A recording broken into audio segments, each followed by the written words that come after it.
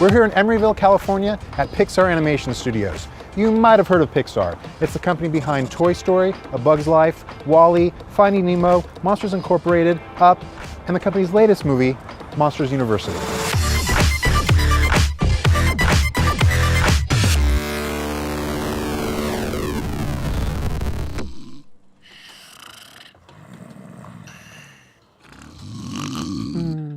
I know, you're a princess and I'm just a stable boy.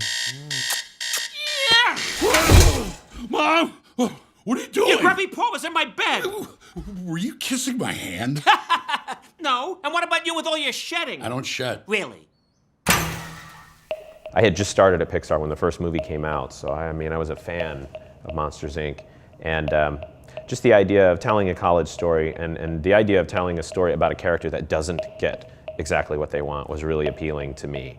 I think with any Pixar movie, that's the thing that gets us excited, is the thing where we think, ooh, that could come off bad, or that could be like the dangerous part. The part's like, are we really gonna try to do that? Because that could be, that's where I think we all get excited. It's like, well, we don't know, but I like that about whenever I hear what a new Pixar idea is. I think, oh, how are they gonna sell that? And that's good, because it hopefully means it's original and taking a risk. Right. Ricky and I both worked on the first Monsters Incorporated, and if you ever go back and watch the first one again, you'll notice that the same 12 background monsters are everywhere.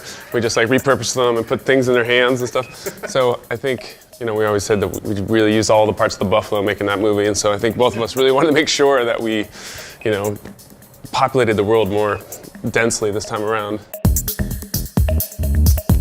Normally, the process at Pixar is we would do the background characters later.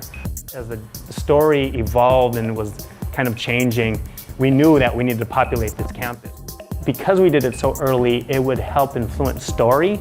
So story would come up with gags based upon some of these designs, and then vice versa, they would come up with a gag, and hopefully we can cast someone from this group. We need a slug for the, okay, let's look at all the slugs.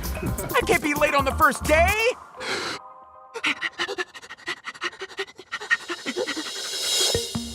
Pixar isn't structured like a traditional movie studio.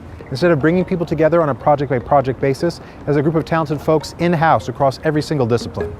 I worked in the industry for 10 years before I got here, so I worked a lot of different places. I was down in LA, and you kind of jump around a little bit more down in LA. Here, you just kind of stay. I've worked at places that are the opposite. We have a term where, oh yeah, well, you're basically just a wrist there, and all you're doing is just drawing. You're not thinking, which it's really limiting. You're really stunting the growth of the film or whatever you're working on if you're not allowing an environment where creative ideas can rise to the top and get the best product that you can get. From the very beginning, John worked really, really hard to form a studio that wasn't hire up a crew for one film, let them all go, restart again, and do that every 4 or 5 years. He wanted people to stay. That's one of the reasons we do short films, because we have projects that people can work on in between the time on features. And I think he really, really believes that it's important to keep people here and keep giving them new opportunities and new learning experiences. The studio's movies have a distinct look and feel. Almost immediately you can tell that you're watching a Pixar movie. That makes the need for fresh creative voices with different perspectives even more important. One of those voices is the director of The Blue Umbrella, the short film that accompanies Monsters University. I started in 2008 at Pixar in the camera and staging department, which basically does the virtual cinematography of the films. There's an open door policy at Pixar about pitching ideas for short films, so anyone can pitch as long as you have 3 ideas. And I just thought, well, I should as well just try it. It was based on a test I had shot just for fun on my phone, actually, of faces in the city, and then I had loaded them up on my computer one weekend and animated them. And that was part of the pitch I showed, just to show what I mean with a city coming to life. You talk to Pixar employees, and this isn't a fly-by-night kind of place. People are here for 10 years, 15 years, 20 years. The studio does a lot to let employees explore different creative avenues and different disciplines they may not have the chance to look at otherwise. It's kind of a nice playground to have people try out new roles and new positions, and even sometimes in different departments, to kind of be a bit more playful with that. I'd been animating since I was a kid, drawing on cards, and I was studying animation at RISD. Toy Story came out my senior year, They came and brought it to RISD, and said they were looking for an intern, and I was the first animation intern. You worked on Monsters, Inc. as well, you said? Yeah, that was the first film I was a lead on. I was a directing animator, which means I was kind of a deputy to the sheriff on that one. And then I supervised Cars, Up, and now Monsters University. So do you have a next one lined up, or are you like stoked for vacation at this point? I am stoked for vacation. I actually am in between. I'm gonna try some storyboarding and just approach animation from another angle, and I don't know. We'll see what happens next. It is an incredibly supportive environment. So while it's a little bit scary, we have the confidence that we have this amazingly talented group of people around us to help us when we get in trouble. Yeah.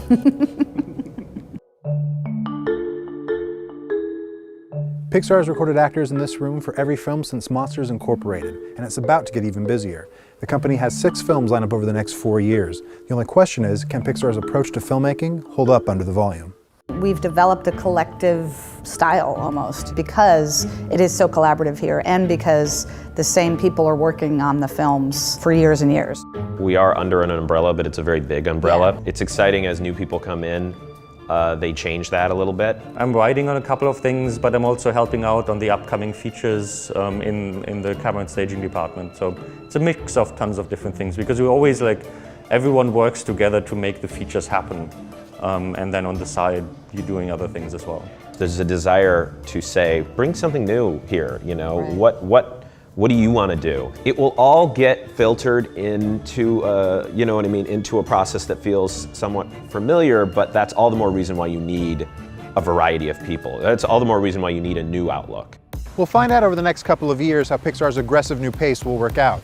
But inside the studio walls, the focus is the same as it's always been, on creative collaboration and story, story, story. Sometimes we throw the whole movie out and start over completely. It's really a process of not falling in love with your work. If there is a problem with the film, we're all gonna get together and fix it. Yeah. And we're not gonna let go until we know we fix it. And if that means pushing a release date or if that means delaying things on other shows, we'll do it. And the most important thing is we're not really scaling up or changing the amount of time for the story, which is the one thing that I think we need the time for. I mean, Right. we're creating more movies and putting more people on them, but we're backing up so that we still give ourselves the amount of time for story development that we need. Right.